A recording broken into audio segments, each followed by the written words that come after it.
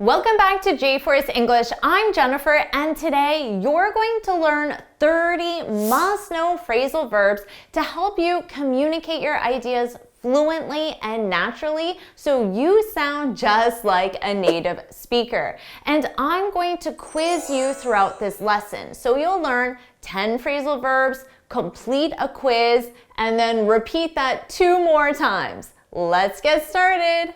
To run out of something. This is when you use all of something and therefore have none left. We commonly use this with food items. For example, milk. We ran out of milk. This means you have no milk left because you used it all. Now notice ran, that's the past simple of the verb run. The conjugations are run, ran, run. You could also say we've run out of milk in the present perfect because it's a past action with a connection to the present. In a business context, you might say we're running out of time. So here, notice in the present continuous, we're running out of, and then the something is time. It means you're in the process of having no time left. So if the meeting ends at 11 o'clock and right now it's 10:50, you can say, we're running out of time. We need to end the meeting in 10 minutes. You can also use this with ideas, we're running out of ideas, or patience, I'm running out of patience, which means I'm in the process of having no patience left. To bring up, this means to raise a topic for conversation or to raise a child. For example, he brought up an interesting point at the meeting, which means he raised an interesting point. He shared an interesting point. He brought up an interesting point at the meeting. Here, brought is the past simple of bring.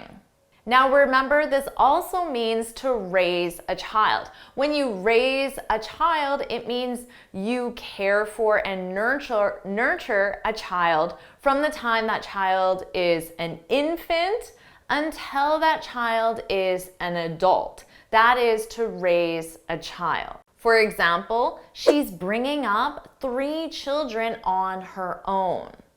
So this means she's raising 3 children on her own. To look after someone or something. This means to care for someone or something for a period of time.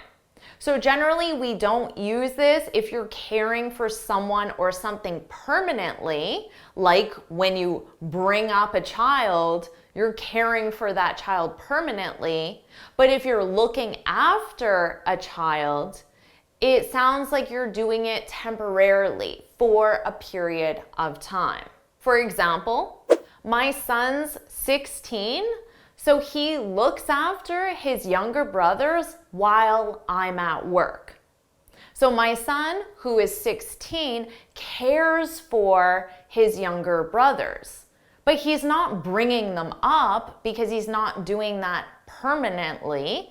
He's caring for them for a period of time. The time while I'm at work. So maybe 2 hours a day between after school and when I get home from work. My oldest child, who's 16, cares for my younger children, his younger brothers. We also use this with things, to care for things. For example, can you look after my plants while I'm on vacation? If someone asks you to look after something for a period of time while they're on vacation or while they're traveling, they're asking you to care for it. So that's a lot of responsibility for you. You better not kill my plants. To take off. This means to remove something commonly from your body or to leave.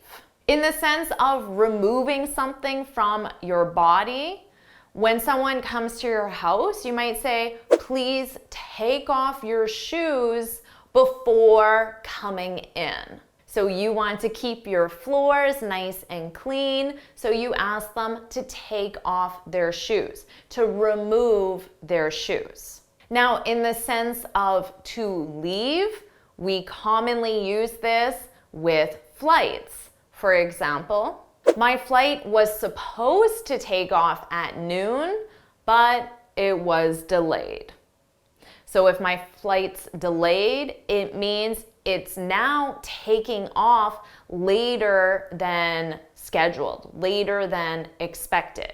And when your flight takes off, that's when your flight leaves. It leaves the ground, it leaves the airport. So you can use this one every single time you're traveling and daily to talk about removing something from your body. To turn on. I'm sure you know this one, but just to make sure, this means to activate a device, to turn on a device. This is something that I ask Siri to do daily, and you might ask Siri or Alexa or whoever your personal assistant is, hey Siri, turn on the lights. Or you might say, can you turn on the air conditioning? It's really hot in here. So think of all the different devices you have in your home, in your office, and even on you everywhere you go, and you can use turn on to mean activate. And if turn on means to activate, well then what's the opposite? What's the phrasal verb for to deactivate a device? Of course, it's turn off. Turn off a device, deactivate a device. Again, something you can ask your personal assistant to do. Hey Siri, turn off the music. And this is also something that parents have to remind their children to do quite frequently. For example, make sure you turn off the lights before you leave. Get up. This is one you can, of course, use every single day because when you get up, it means you wake up in the morning. For example, I get up at 5:50 a.m. every day except Sundays. On Sundays, I get up at 7 a.m. So I sleep in on Sundays and oh, I enjoy that. What about you? What time do you get up? Share that in the comments. We also use get up to mean to rise from a lying or sitting position. So let's say you work in an office that has some really comfortable couches, and you might just be relaxing and lying on the couch. But then your coworker says, quick, get up, Rob's coming. And Rob is your boss. And you don't want your boss to see you just lying on this couch when you should be at your desk working, right? So in this context, it doesn't mean that you were sleeping on the couch. It simply means you were in a lying or even a sitting position. So we talked about how take off is used to remove something from your body. So if you're hot, you can take off your sweater. But what if you're cold? What's the phrasal verb to add something to your body? Do you know? It's to put on. To put on is to wear clothing or accessories, so you can think of them as adding them to your body. To put on also means to apply something like makeup or sunscreen, to put on. For example, you could say to a friend, it's chilly out. You should put on a sweater. Chilly means a little cold. So maybe your friend is going out in a t-shirt, but you say it's chilly out. You should put on a sweater. To give up. Hopefully a phrasal verb that isn't in your vocabulary, to give up. Because this is used when you stop trying to do something. For example, don't give up just because you made a few mistakes. That's part of the learning process. I'm sure some days you feel like giving up learning English, which would mean stop learning English, but don't give up. However, there are some things you should give up, like a bad habit.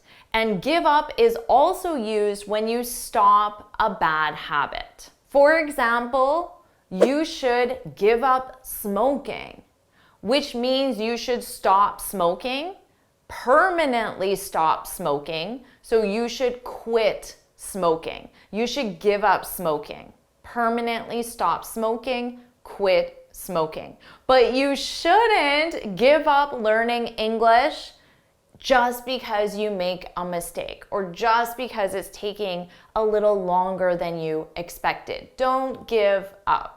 To look for.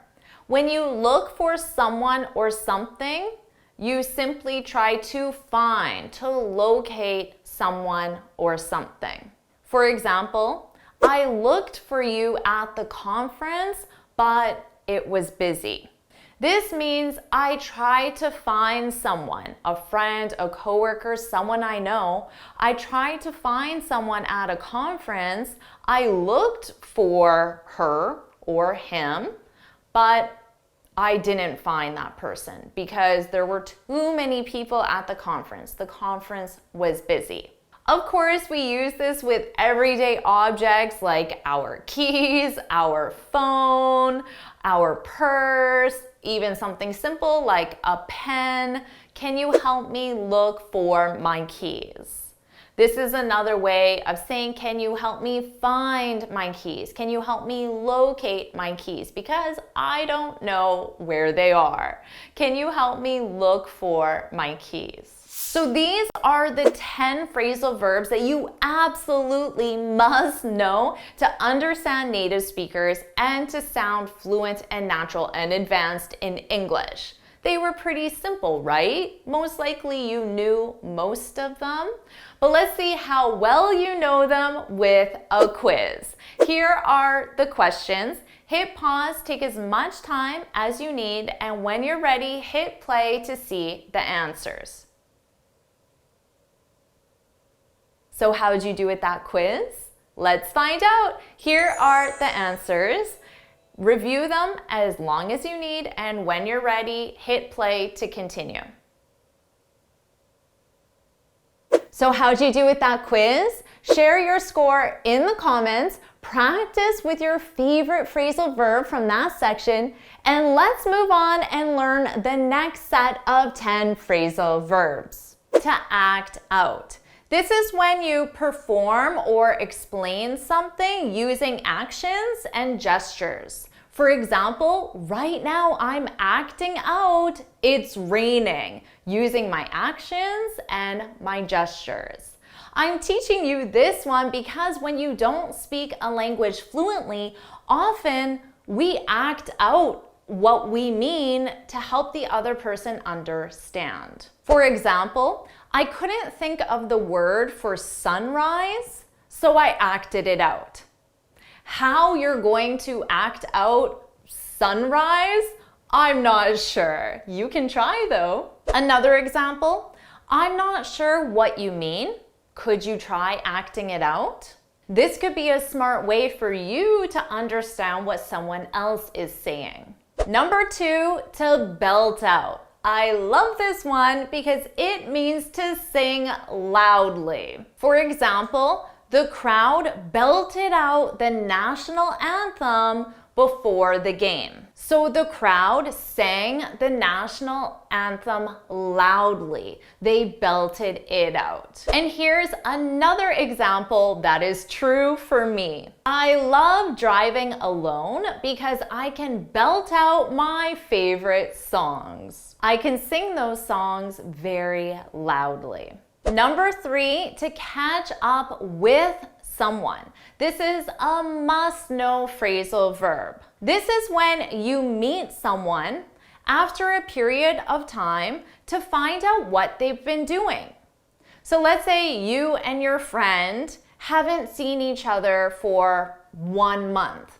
Well, you don't know what your friend has been doing for that 1 month. So you could text your friend and say, "We need to catch up.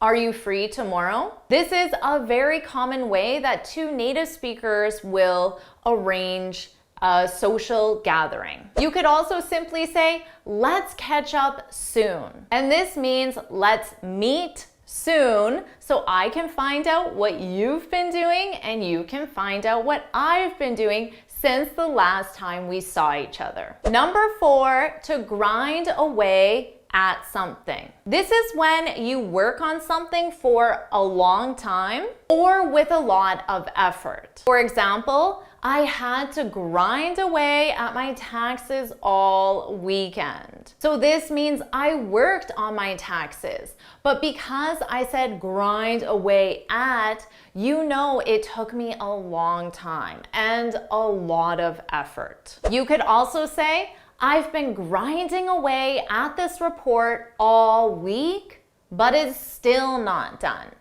So you've spent a lot of time on this report, you've put in a lot of effort, but it's still not done. You've been grinding away at it. Number 5, to gnaw at. This means to trouble, worry, or annoy someone. First of all, notice that silent G, gnaw. Gnaw. It starts with an N sound. Gnaw at. To gnaw at. For example, his text message has been gnawing at me all day. So his text message has been troubling me, worrying me, or annoying me. You don't exactly know which one it is, but based on context and based on my emotion, my facial emotion, you would know. His text message has been gnawing at me all day. Or let's say you were in a meeting and your coworker said something negative about you in front of everyone, and it's been bothering you. Well, your friend could say, "Don't let his comment gnaw at you. Don't let his comment bother you or annoy you." Number 6, to pull oneself together. This means to become calm or to regain control of your emotions. Calm down, calm down, calm down. So let's say your coworker made that angry or rude or mean comment towards you in front of everyone else, and you became very emotional. You became very upset or very agitated or very angry even. Your friend could say, "Pull yourself together," to let you know you need to regain control of your emotions because you're being too upset, too angry. We also commonly use this in the imperative, pull yourself together. So notice with the imperative, you start with the base verb. Pull yourself together, you need to pull yourself together. Both of those are very common. And then an hour later, your friend could say, "Hey, I was calling you, where were you?" And you could say, "Oh, I went for a walk alone to pull myself together, to regain control of my emotions and simply to become calm." Number 7, to rack up. This means to acquire a lot of something, and that something is generally negative. For example, I racked up a lot of parking tickets while I was on vacation.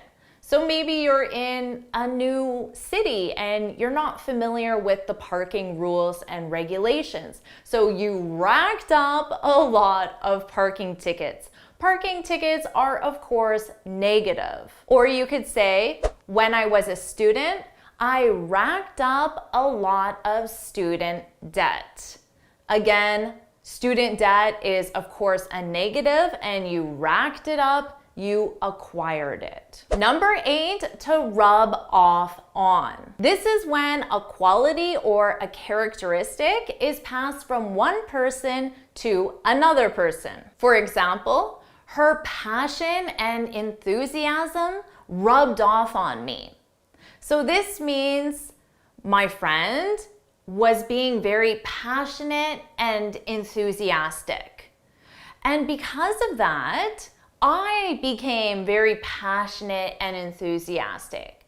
So her passion and enthusiasm rubbed off on me. But we also use this with negative qualities and characteristics. For example, don't let Frank's anxiety rub off on you. So Frank is always anxious, and he's sharing his anxieties in public with his team. If you're not careful, his anxieties could rub off on you, which means you will become anxious simply because Frank is anxious and you're in the same room as Frank. Number 9, to slip up. This means to make a careless error or mistake. For example, I can't believe I slipped up and told her about her surprise party. So there was a surprise party being planned for this person, and because it's a surprise, you're not supposed to let the person know. But I slipped up and I told her about the party. I made a mistake and it was a careless mistake. I should have known better. Another example, you purchased 1,000 units instead of 100 units. That was a real slip up. What do you notice here? A slip up. Here it's being used as the noun form to simply mean a mistake, a careless mistake. And finally, number 10, to talk down. This is when you try to make something sound less important than it really is in reality. For example, the CEO tried to talk down the recent layoffs. Layoffs is when you fire people from a company because there is no longer work for them. So that sounds like the company could be in trouble. But if you try to talk down the recent layoffs, it means you try to make them sound less severe, less important than they really are. Or remember when I accidentally ordered 1,000 units instead of 100 units? Well, I could say I tried to talk down my slip up. Remember here, slip up is being used as the noun form of the phrasal verb to slip up, and it means a careless mistake. I tried to talk down my slip up, my careless mistake. So I tried to make my mistake, the fact I ordered 10 times as many units as needed, I tried to make that sound like not a big deal, not a big mistake. I tried to talk down my slip up. And now you have the top 10 phrasal verbs added to your vocabulary. So, are you ready for your quiz? Here are the questions. Hit pause, take as much time as you need, and when you're ready, hit play to see the answers. How did you do with that quiz? Well, let's find out. Here are the answers. Hit pause and take as much time as you need to review them. So how'd you do with that quiz? Again, share your score, practice your favorite phrasal verbs, and we have one more set of 10 phrasal verbs. Let's do it. To dish out. This simply means to criticize. So when you criticize someone or something, you say something negative about it. For example, she really dished it out to Tom at the meeting. she really criticized Tom at the meeting. Now notice I said dished it out. What's the it? The it represents the criticism. She dished out the criticism. She dished it out to Tom. And we always use this expression with criticism, so you don't need to specify that it. I'm sharing this phrasal verb with you because we have a very common expression in English. You can dish it out, but you can't take it. You can dish it out, which means you freely give criticism to others, but you can't take it. Which means if somebody tries to criticize you, you do not accept that, you become very upset or very angry. So if someone is being very critical, you might say, well, you can dish it out, but can you take it? Can you receive the criticism that you're giving? It's a way to remind someone that maybe you shouldn't criticize others. You can dish it out, but you can't take it. Number 2, to muddle through. This is when you do or achieve something accidentally without a specific plan. For example, I muddled through making the cake. So maybe I had no idea how to make this cake. I didn't know the procedure. I didn't feel prepared. I muddled through making the cake, but it was actually quite delicious. So sometimes when you muddle through something, the result isn't very positive because you don't actually have a plan. Other times, it can be positive in the end. Number 3, to nerd out. Oh, I love this one. When you nerd out on something, it means you discuss it in great detail. Greater detail than the average person would normally do. For example, I can nerd out on sentence structure all day. I can discuss sentence structure, English sentence structure, all day. But my friends who are native English speakers have no interest in discussing English sentence structure. To them, that is boring. But to me as an English teacher, and most likely to you as an English learner, we can nerd out on the English language all day. I can also nerd out on plants, talking about plants, different types of plants, looking at plants. I really love plants as well, but the average person probably doesn't want to discuss it in as much detail as I do. What about you? What's something that you could nerd out on? Nerd out on this specific topic all day. Share that in the comments. Number 4, to stick around. This is a very common phrasal verb, and it simply means to remain in a place for a period of time. Let's say you just finished dinner with a friend at a restaurant and you drove, but your friend took the bus. So you can just get in your car and leave, but your friend has to wait until the bus comes. So you could say, oh, don't worry, I'll stick around until the bus comes.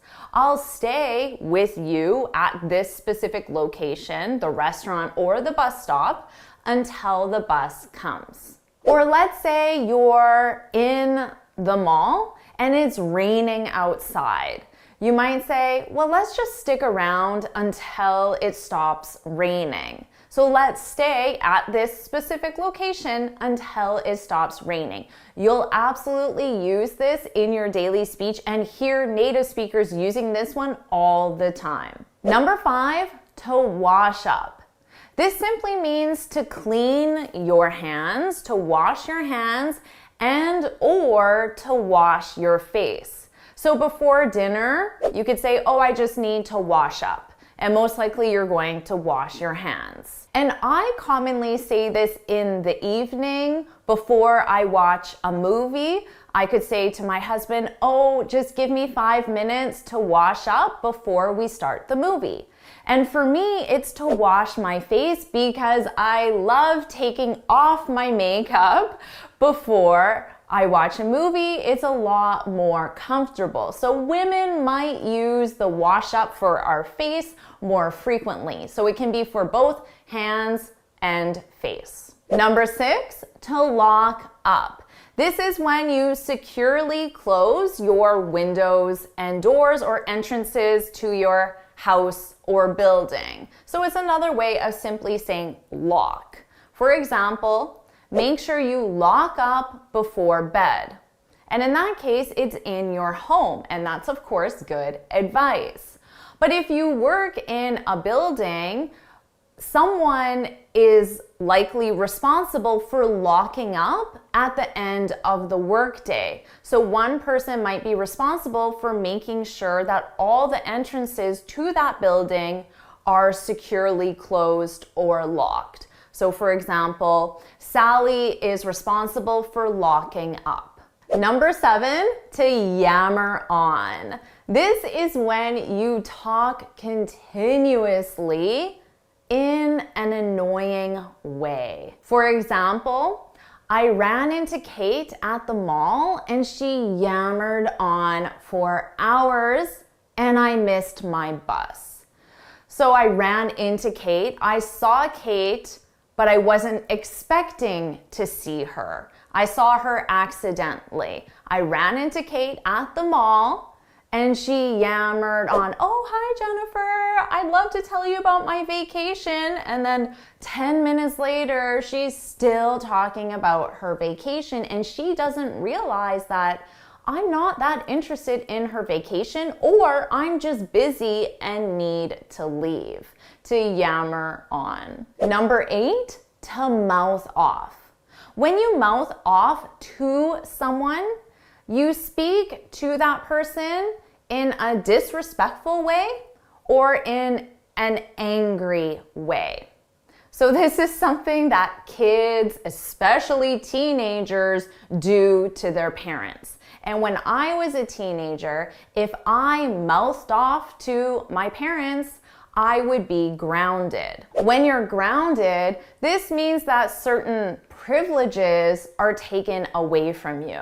So if you're grounded, maybe you can't go to the movies with your friends, you can't use the car, you can't use the computer, privileges you would normally have in the house. You're grounded. You're grounded. And as adults, we also don't want to mouth off to certain people like our boss or an authority figure like a police officer. Is definitely not a good idea to mouth off. Number 9, to max out. When you max something out, it means you take that something to a limit. For example, I maxed out my credit cards on vacation. So your credit card has a limit, maybe $10,000. If you maxed out that credit card, it means that you spent $10,000, the maximum amount, the limit of that credit card. Likely not the best idea. And finally, number 10, to load up on. When you load up on something, it means you consume a lot of that something, or you purchase a lot of that something for a specific purpose. So let's say you're an athlete. Right before a race or a competition, you might load up on carbs. Carbs are carbohydrates, energy for your body, so you want to consume a lot of carbs. Jim loaded up on carbs before the race. Or you could say we loaded up on toilet paper because it was on sale. So we purchased a large amount of toilet paper because it was on sale. Now you have the top 10 phrasal verbs added to your vocabulary. Are you ready for your quiz? Here are the questions. Hit pause, take as much time as you need, and when you're ready to see the answers, hit play. So, how did you do with that quiz? Well, let's find out. Here are the answers. Hit pause and take as much time as you need to review them. And when you're ready, hit play. So how did you do with that quiz?